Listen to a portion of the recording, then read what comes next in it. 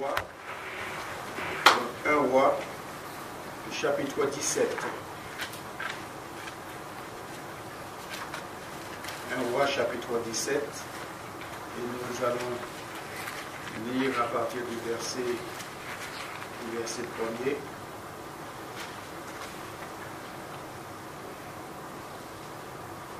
Un roi, chapitre 17, et le verset 1er. Élie, le Tishbite, l'un des habitants de Galaad, dit à Akab: l'Éternel est vivant, le Dieu d'Israël dont je suis le serviteur.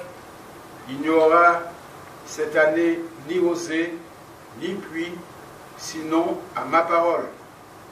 Et la parole de l'Éternel fut adressée à Élie en ces mots: pars d'ici, dirige-toi vers l'Orient et cache-toi près du torrent de Kérit, qui est en face du Jourdain. Tu boiras de l'eau du torrent, et j'ordonnai au corbeau de te nourrir là. Il partit, et il fit selon la parole de l'Éternel. Et il alla s'établir près du torrent de Kérit, qui est en face du Jourdain. Les corbeaux lui apportaient du pain et de la viande le matin, et du pain et de la viande le soir, et il buvait de l'eau du torrent. Amen. Nous allons rester là pour l'instant. Et que c'est vrai, là nous voyons, frères et sœurs, un homme. Un homme qui est, je dirais, à la disposition de Dieu. C'est Élie le Tishbite, c'est comme il est précisé, c'est le serviteur de Dieu, et Dieu est son Dieu, Dieu est son sauveur, Dieu est tout pour lui. Élie, c'est vrai, c'est un habitant de Galaad. Il se présente simplement devant le roi Akab, qui était roi d'Israël.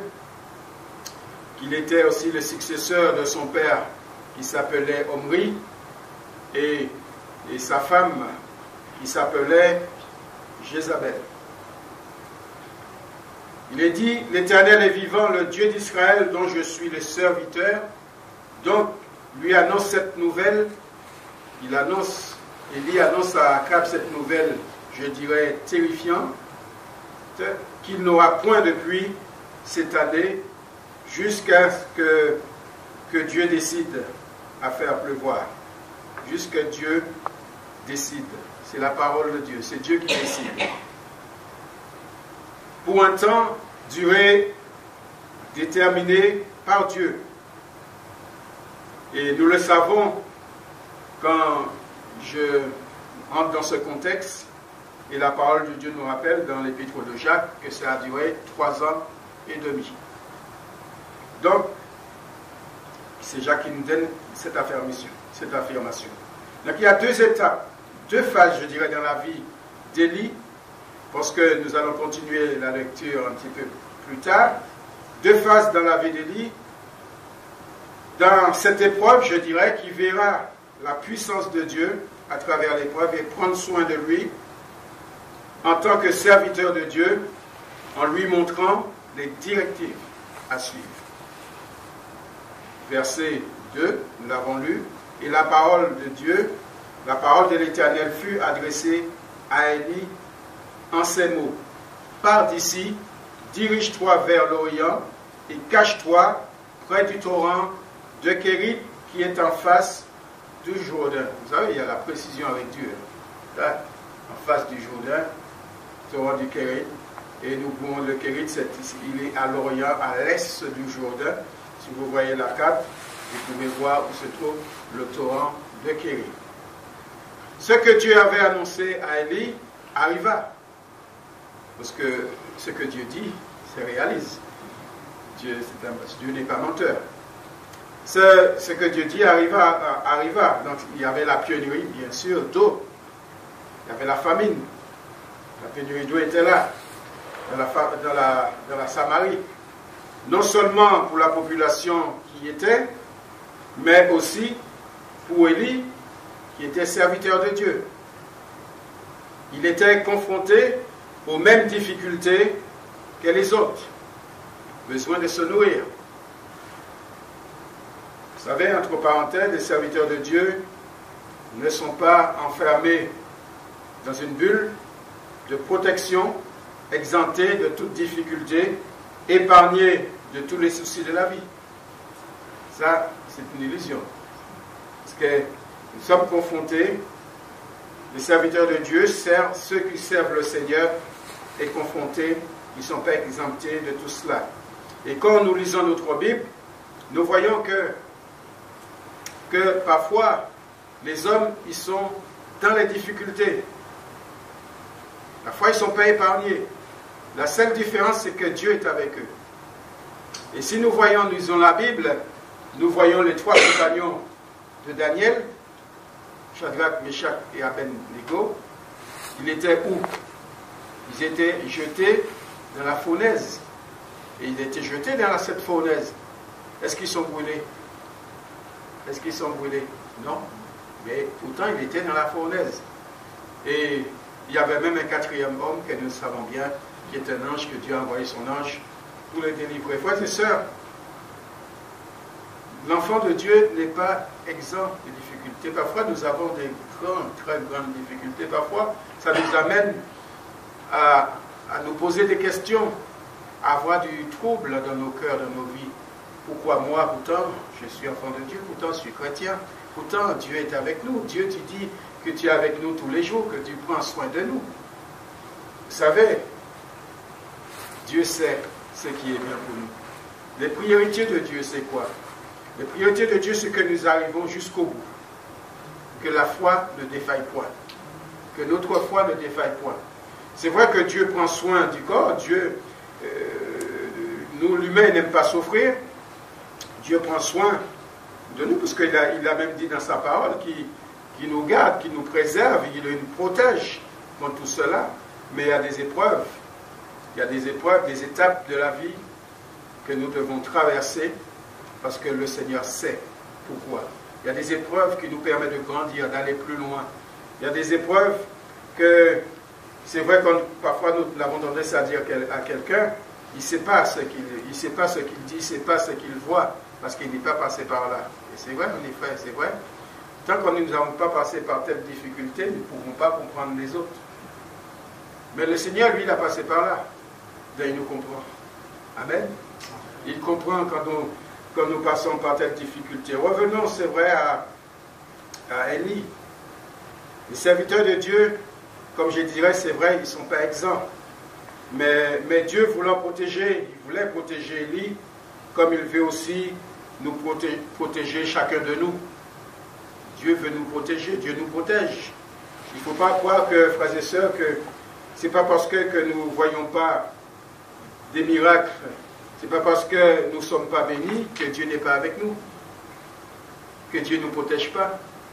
Et c'est vrai, nous voyons là la protection de Dieu subvenir à ses besoins. Et le premier besoin d'Élie, comme il a été pour les autres populations, c'était la faim, c'était la soif. Et Dieu sait tout ça, et Dieu dirige donc son serviteur vers un torrent. Un torrent, il y a quoi dans le torrent? Il y a de l'eau. Et tout le temps, c'était la pionnerie de sécheresse. Donc, il le conduit auprès du torrent de Kérit, qui prend sa source, nous le savons, vers le Jourdain, qui se trouve au nord, donc de la mer de Galilée, c'est pour petit détail, et au sud de la mer Morte. Remarquez, il se laisse diriger, Élie se laisse diriger, il ne pose pas de questions. Il se laisse diriger. Et c'est vrai, il n'y a pas de dire, mais comment ça va se passer? Donc nous pouvons aussi constater, frères et sœurs, ça que nous avons lu, qu'il avait confiance en son Dieu. Il avait confiance. Dieu dit, mais pars d'ici, dirige, va te cacher auprès du torrent. Mais Élie ne savait pas encore que les corbeaux allaient venir lui donner à manger. Il ne savait pas. Mais vous savez que quand le Seigneur nous conduit, nous amène quelque part, et nous devons faire toujours confiance au Seigneur. Parfois, nous regardons déjà le résultat, le pourquoi, comment, Seigneur, ça va te faire. Oui, mais si je suis tout seul, il n'y a personne pour subvenir à mes besoins. Et pourtant, le Seigneur survient aux besoins. Le Seigneur n'a pas besoin de personne pour subvenir à nos besoins, frères et sœurs. Le Seigneur connaît toutes choses. Mais nous voulons souligner surtout son obéissance face à l'épreuve. Il dit, il partit et fit selon la parole et alla s'établir près du torrent de Kérit. C'est vrai, Dieu est grand. Notre Dieu, il est tout puissant. Et ce qui s'est passé pour Élie, Élie était un homme. N'oublions pas, Élie était un homme. Et la parole de Dieu nous dit dans Jacques 5, verset 17, Élie est un homme de la même nature que nous. C'est vrai qu'il pria avec instance pour qu'il ne plût point, et il ne tomba point de pluie sur la terre pendant 3 ans et 6 mois. L'enfant de Dieu, face aux différentes épreuves, aux différentes circonstances de la vie, peut se trouver comme Élie. Nous pouvons nous trouver comme Élie, dans le besoin matériel. Nous pouvons se trouver dans des situations, des contextes difficiles. Et pourtant, Dieu est là. C'est vrai que les difficultés sont là, la pénurie, la famine était là, Élie était dans cette famine-là, mais la seule différence, c'est qu'il y avait Dieu. Il y avait Dieu qui gardait sur ses enfants, il y avait Dieu qui protégeait. Et l'enfant de Dieu, c'est vrai, nous avons besoin que le Seigneur ouvre nos yeux pour voir les choses parfois que nous ne voyons pas. Donc Élie, il avait besoin des directives par Dieu, sur le plan matériel, bien sûr, mais aussi sur le plan spirituel. Besoin de la grâce de Dieu, avoir cette dépendance, donc cette confiance en lui, se dépendre de Dieu. Vous savez que quand on se lève le matin, ou quand on va ouvrir son frigidaire, on sait qu'il y a de quoi faire à manger. Et vous savez, dans le monde, il y a des familles, quand on ouvre le frigidaire, il y a les étagères, elles sont vides, il n'y a rien, il n'y a rien. Il n'y a rien à droite ni à gauche, il n'y a rien en bas, et il se lève les yeux en haut, parce qu'il sait que c'est Dieu qui survient à leurs besoins. Vous savez que tant de témoignages qu'on a entendus, tant de témoignages que j'ai entendus depuis que je suis au Seigneur, les frères, les sœurs, personnes dans le besoin qui n'avaient rien, et pour un oui, pour un non, ils trouvaient un frère, une sœur qui apportait, le Seigneur j'ai eu cette pensée de vous donner, ou tout simplement un petit valise, un petit sac devant leur porte, sans poser rien à personne, d'avoir à manger. Et quand je regarde en arrière, toutes les bénédictions que le Seigneur a opérées pour moi, je sais, avec mon épouse, quand parfois nous avons des difficultés, on pourrait avoir des difficultés, mais que le Seigneur est subvenu. Le Seigneur est venu. Moi, c'est vrai que dans des directions, dans le travail, je demandais des choses au Seigneur. Et parfois, il me conduit à l'opposé de ce que je l'avais demandé. Mais c'était les directives de Dieu. Je ne comprenais pas cela. Je disais, mais je sais, je me posais des questions. Je disais, oui, mais peut-être je n'ai pas bien prié. Ou, voilà. Toutes ces questions-là viennent à nous. Mais ce qu'on oublie, frères et sœurs, c'est que le Seigneur sait, nous connaît. Directive de Dieu, Dieu a un plan pour chacun de nous. C'est Dieu qui sait où nous devons y aller. Donc, Élie, c'est vrai qu'il avait besoin de cette directive, il avait besoin de la grâce de Dieu. Mais il faisait confiance à son Dieu. Il y avait de l'eau, et il buvait de l'eau du torrent, mais il avait besoin aussi de manger. Parce que quand Dieu dit, mets-toi auprès du torrent, ok, j'ai de l'eau, je pourrais me laver tout ce qu'on veut, mais il voulait manger aussi.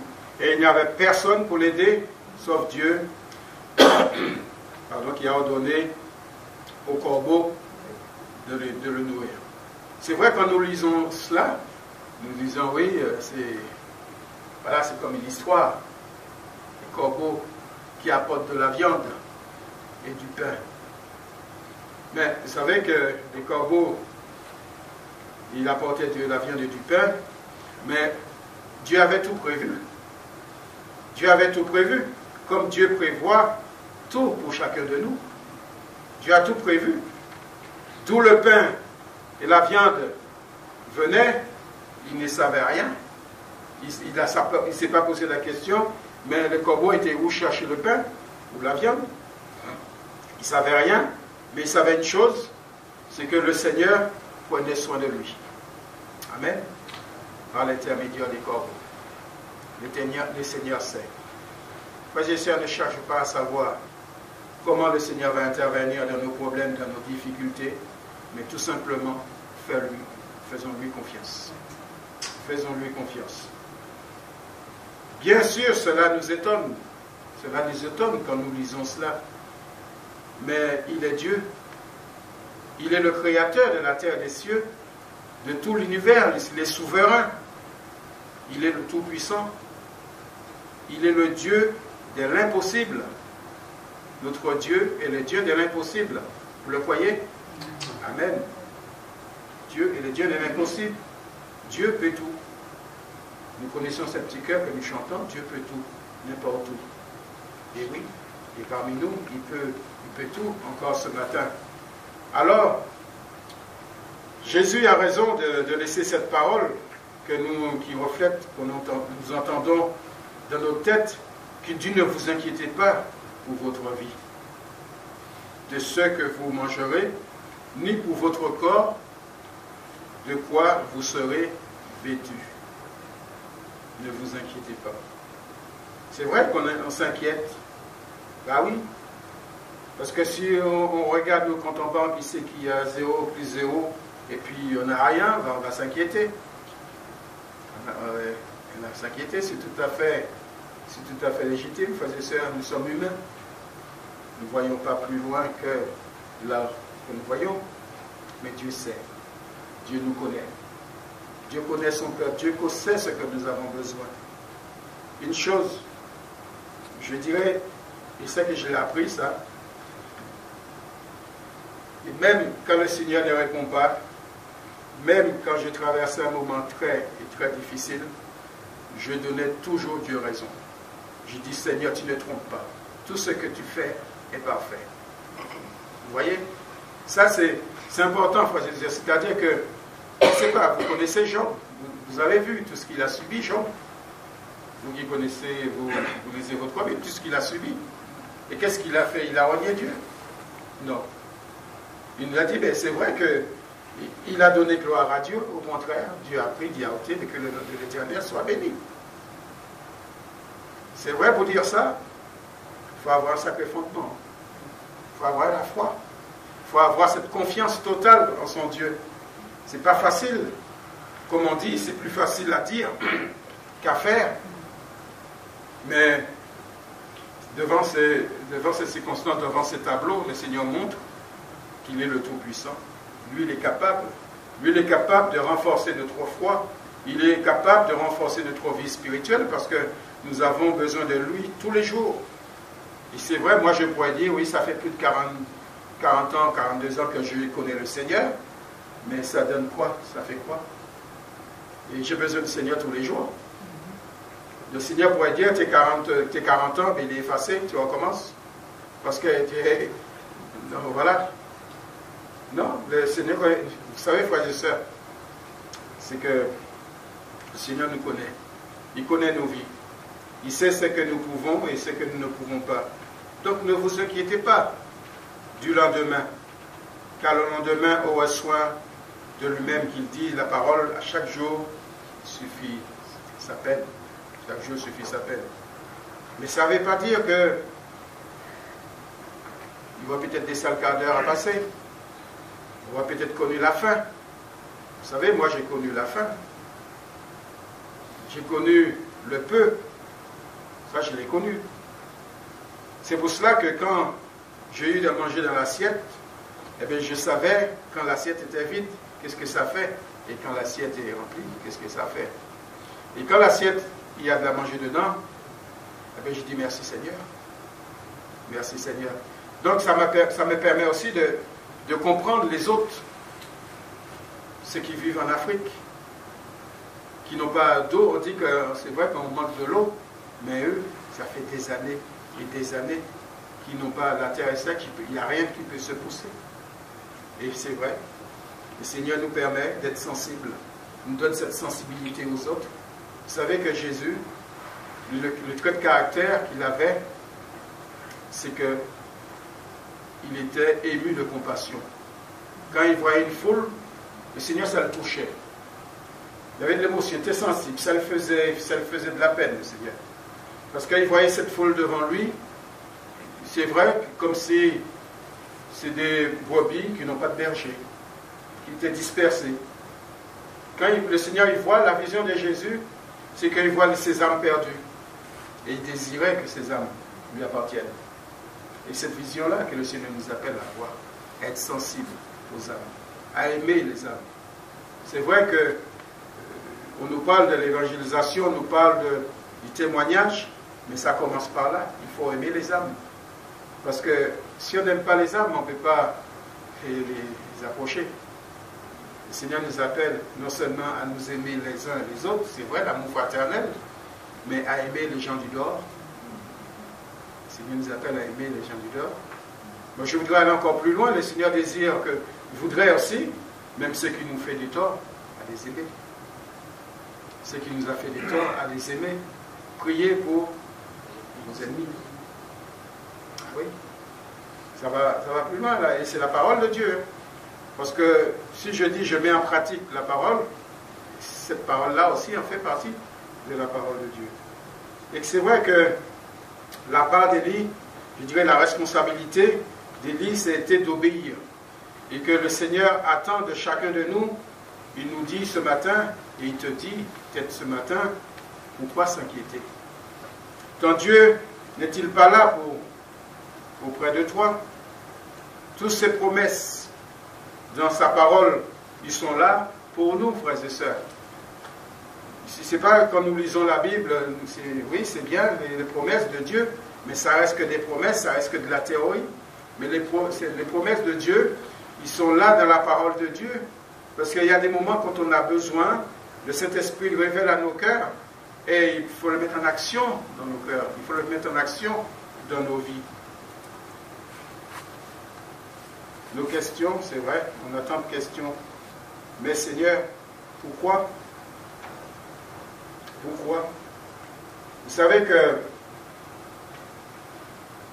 notre mission d'Élie, Élie, il était auprès du torrent, il y avait des corbeaux qui lui avaient donné à manger. Mais il pourrait dire, je suis tranquille, j'ai de l'eau, j'ai le corbeau qui me donne à manger, la famille peut venir, les 3h30 peuvent venir jusque-là. Mais c'est pas comme cela. Parce qu'il est dit, au bout d'un certain temps, le torrent fut à sec.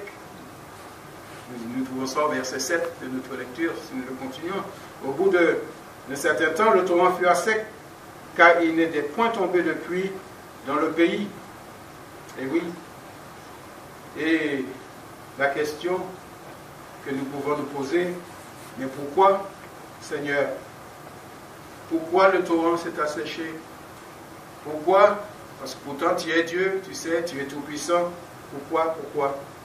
Alors, on ajoute ces paroles qui viennent, que je viens de dire, ne vous inquiétez pas.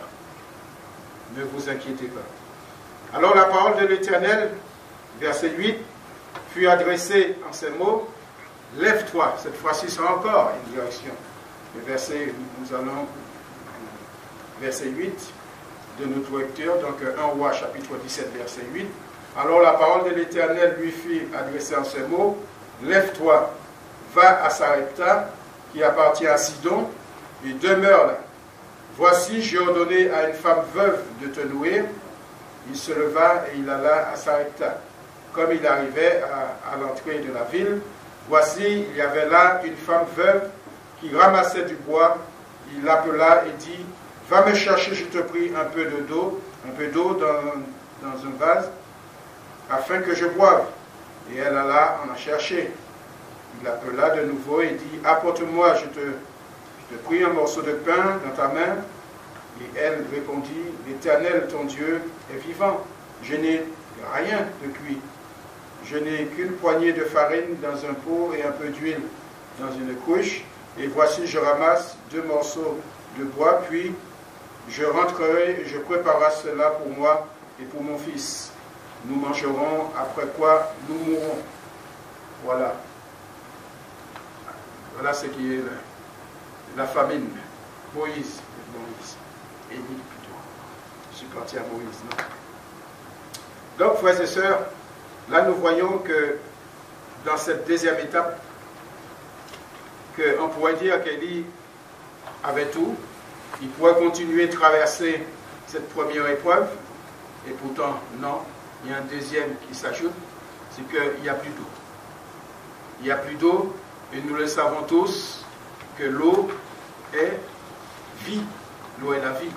Vous savez que vous pouvez rester quelques jours sans manger, mais boire, il faut boire. C'est important. Et cette fois, l'Éternel l'envoie dans une ville. Toujours la direction de Dieu. Le Seigneur le conduit. Restez sensible à ça que le Seigneur dit. Il le conduit. Va dans cette ville. Cette ville qui s'appelle Sarepta. Comme cela a été précisé, cette ville, il est dépendant de Sidon, qui se situe au bord de la Méditerranée. Donc, dans cette deuxième étape, c'est une femme qui va le nourrir. Voici, j'ai ordonné à une femme veuve de te nourrir. Ça, c'est le plan de Dieu. Suivons bien le plan de Dieu. Ce n'est plus le même tableau qu'avec les corbeaux qui lui apportaient du pain et de la viande et le torrent éclaté. Vous remarquez là, il y avait, même déjà dans cette première phase, il y avait le miracle de Dieu, parce que Élie n'a manqué de rien. Amen. Élie n'a manqué de rien. Mais cette veuve et son fils, il ne restait pas grand-chose pour se nourrir. Et voilà, Élie arrive. Et il appela et dit, va me chercher, je te prie. On aurait pu dire, il le commande même. Il arrive et demande des choses à manger. Et pourtant, cette femme n'a pas grand-chose. Je te prie un peu d'eau dans un vase afin que je boive. Et elle alla en chercher, pourtant. Elle appela de nouveau et dit, apporte-moi, je te prie, un morceau de pain dans ta main. Et oui. Et c'est vrai que c'est là que cette femme l'a vraiment donné ce constat de Dieu, qui lui expliquait qu'il n'avait rien, mais rien. Et il allait chercher, il allait très peu, il allait chercher du bois et faire ce gâteau.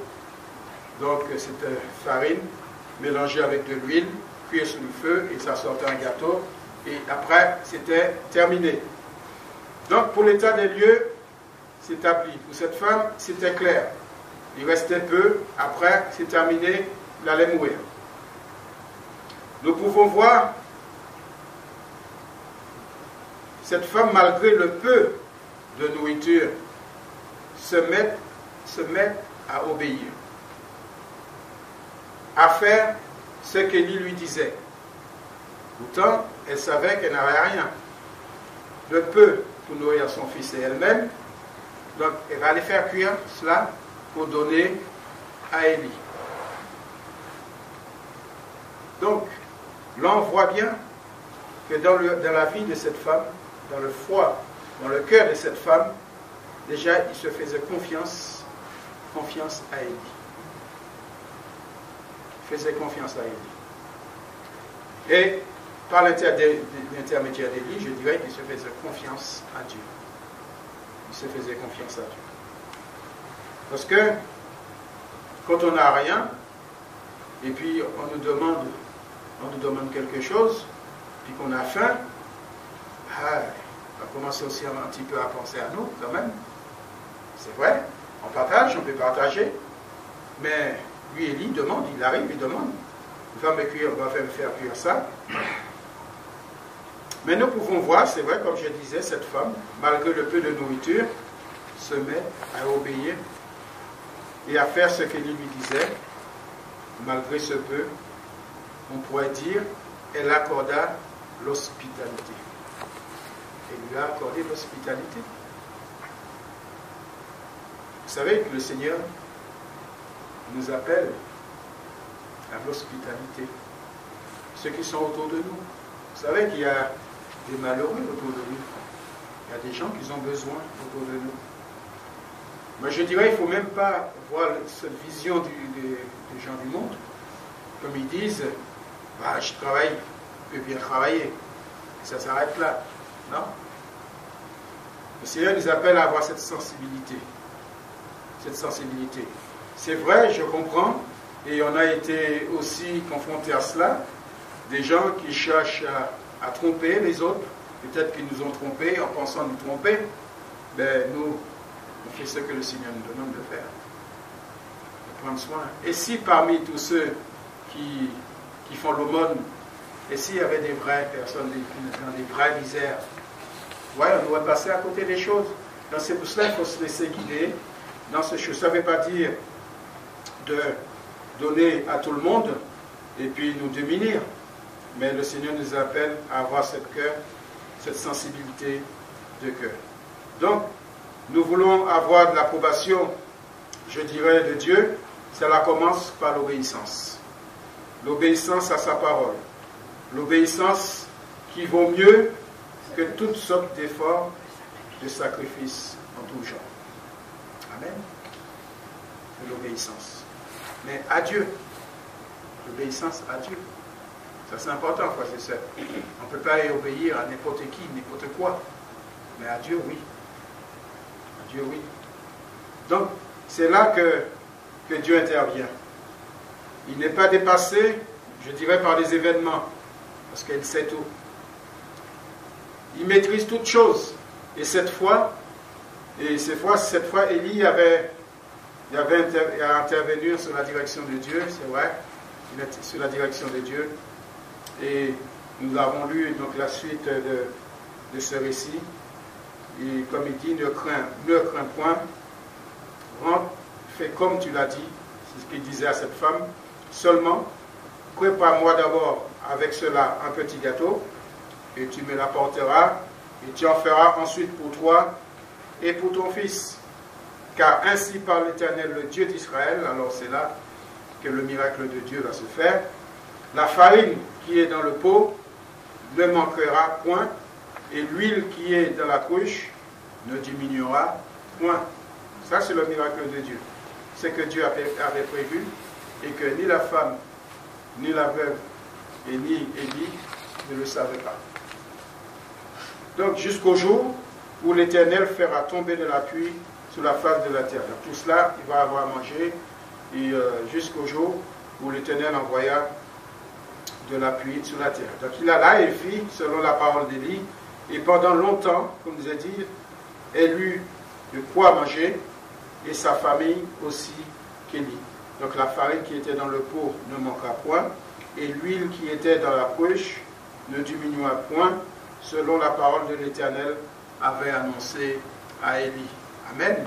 C'est vrai, la parole de Dieu, frères et sœurs, est importante. Il digne, il mérite d'être pris en considération. Dans l'obéissance, c'est vrai quand nous méditons la parole de Dieu, et c'est vrai qu'il y a des choses que nous ne comprenons pas, mais cela ne veut pas dire qu'il faut laisser ça de le côté. Non, il y a des choses que nous ne comprenons pas tout de suite, que le Seigneur permettra que nous comprenions après. C'est le Saint-Esprit qui nous fait comprendre la parole de Dieu. C'est lui qui prend les choses pour nous le communiquer. Bien sûr qu'il faut être disponible. Il faut que notre cœur puisse être dans les bonnes conditions. avoir le désir de vouloir comprendre, mais pas le désir de vouloir tout comprendre. Parce que c'est vrai, on veut, l'humain, c'est comme, je ne sais pas comment vous êtes, mais quand on lit, on veut tout comprendre tout de suite, expliquer la signification, tout comprendre. Mais la Bible, vous savez, ce n'est pas un livre quelconque. La Bible, on ne peut pas, même si vous pensez que vous avez compris ce que veut dire, et c'est pas ça. C'est quoi la Bible? Quand on dit la Bible, elle est d'actualité, tous les jours, elle est d'actualité dans nos vies. Parce qu'un verset qui va nous faire du bien que le Seigneur va parler pour combler un besoin dans nos vies, ce même verset qui va être reprêché où le Seigneur va nous montrer, qui va servir à un autre point dans nos vies, ce même verset, vous savez, il est d'actualité verset. Et c'est vrai que c'est important, frères et sœurs, de prendre en considération tout cela et être sensible, nous laisser guider par le Seigneur. Il y a des choses que nous ne comprenons pas. Entre autres, pourquoi? Élie pourrait poser la question, pourquoi Seigneur, le torrent est asséché, pourquoi qu'Élie n'est pas resté là, les corbeaux, etc., etc. Nous oublions si souvent que Dieu sait. Dieu sait, avant même que l'épreuve nous atteigne, il sait comment nous allons nous en sortir. Avant même que l'épreuve soit là. Et pourtant, l'épreuve n'est pas encore là. C'est-à-dire, je ne sais pas qu'est-ce qui va m'arriver demain. Et le Seigneur sait comment que je vais m'en sortir. Amen. Ça, c'est Dieu. Ça, c'est Dieu. Et la Bible, c'est vrai que la Bible nous dit dans Ésaïe 55, j'ai pu entendre cette parole dans une prière ce matin, car mes pensées ne sont pas vos pensées, et vos voix ne sont pas mes voix, dit l'Éternel. Et autant les cieux sont élevés au-dessus de la terre, autant mes voix sont élevées au-dessus de vos voix, et mes pensées au-dessus de vos pensées. Et oui, quand on voit cette distance-là, alors il vaut mieux laisser la place à Dieu, il vaut mieux laisser cette directive à Dieu de conduire nos vies. Amen. Donc, ici, c'est vrai qu'il est question de la farine et de l'huile. C'est la fleur de farine, comme je l'expliquais, et de l'huile d'olive, dans cette précision. Et on se faisait une pâte avec la fleur de farine qui était pétrie dans de l'huile d'olive. Alors, on le faisait cuire. Et entre autres, c'est cette femme qui allait chercher quelques morceaux de bois pour faire justement cette mixture, ce gâteau. Et après, ensuite, il allait le manger. Et voilà. Et pourtant, le Seigneur, lui, n'avait pas dit le dernier mot. Et là, nous voyons ce miracle-là. Mais dans les évangiles, il y a aussi des miracles. Le Seigneur l'a fait. Avec les 5 pains et les 2 poissons. C'était pareil. Il y avait 5000 personnes. Le Seigneur venait de prêcher. Eh bien, il faisait tard, commençait. Eh bien, le Seigneur, les disciples voulaient envoyer la foule. Le Seigneur a dit non. Donnez-leur vous-même à manger. Et c'est là qu'il a opéré le miracle. Après qu'il a opéré le miracle, il y avait 5 pains et 2 poissons. Et ils ont ramassé 12 corbeilles à la fin. Tout le monde avait mangé. C'est le miracle de Dieu. C'est des choses qui nous dépassent, c'est des choses que nous ne comprenons pas, mais c'est le miracle de Dieu. Un miracle, il n'est pas explicable. Il ne faut pas expliquer un miracle, parce que c'est un miracle. Et frère, Élie a prononcé cette parole de la part de Dieu, et la farine qui est dans le pot ne manquera point, et l'huile qui est dans la cruche ne diminuera point, jusqu'au jour où l'Éternel fera tomber la pluie sur la face du sol. La parole de Dieu est vérité, frères et sœurs. Nous savons qu'un seul mot suffit pour que la chose se réalise. Et dans ces 2 exemples que j'ai pu parler avec vous ce matin, soit les 2 exemples, soit avec les disciples, où Élie et la foi de cette femme qui a permis à Dieu d'agir, l'impossible qui devient possible. Ils ont obéi. Ils ont obéi à Jésus pour la multiplication du pain et du poisson. La veuve de Sarepta Elle a obéi, elle a fait confiance à Dieu en apportant cette hospitalité dans un moment critique, donné malgré qu'elle n'avait pas. Et Élie s'est laissé cacher et conduit par Dieu vers le torrent de Corinthe, où le miracle de Dieu s'est produit. Et ce que Dieu veut nous dire ce matin, moi je voudrais laisser la parole de Dieu. Vous le citez cette parole. Il est dit dans Ésaïe 49, verset 10, « Ils n'auront pas faim et ils n'auront pas soif. Le miracle et le soleil ne le feront point souffrir, car celui qui a pitié d'eux sera leur guide, et il les conduira vers les sources d'eau. » Et Ésaïe 57, 18, « J'ai vu ses voies, et je le guérirai, je lui servirai de guide, et je le consolerai, lui et ceux qui pleurent avec lui. » Et Isaïe 58, 11, « L'Éternel sera toujours ton guide, il rassasiera ton âme et les lieux arides. Il redonnera de la vigueur à tes membres. Tu seras comme un jardin arrosé, comme une source d'eau, comme une source dont les eaux ne tarissent pas. » Amen. Voilà la parole du Seigneur pour vous ce matin. Donc, que Dieu soit béni, que Dieu nous fasse du bien, nous permet de grandir, d'aller plus loin encore avec lui, frères et sœurs. Donc, je rappelle toujours cette parole. Vous n'êtes pas seul.